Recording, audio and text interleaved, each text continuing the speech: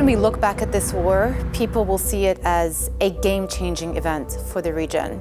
There hasn't really been a precedent ever in history where the response out of Iran has involved as many countries as we're seeing today. We'll never be threatened by a nuclear-armed Iran.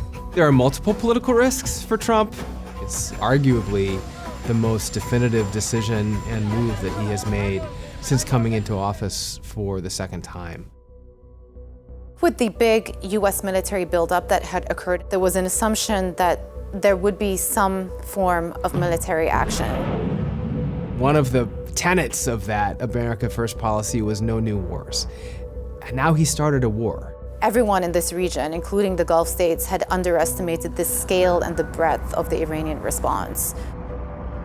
The president campaigned as a candidate in 2024 as someone who upheld the America First policy. And it's important to note that he's started this war in the middle of what is an election year.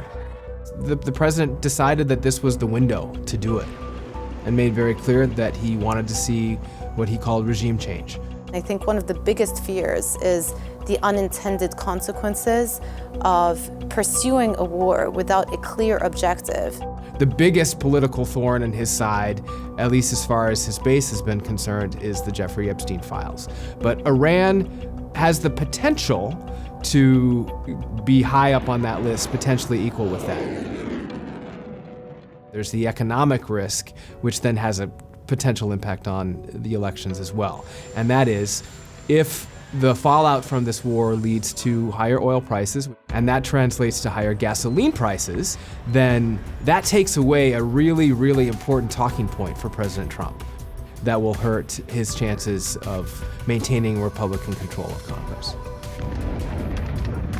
For the Gulf states, the priority here is somehow to bring down the temperature. And perhaps the off-ramp could come from using their political personal leverage with President Trump. A lot of this is guessing, and at this point, there are no signs yet that the system is beginning to change on the ground within Iran.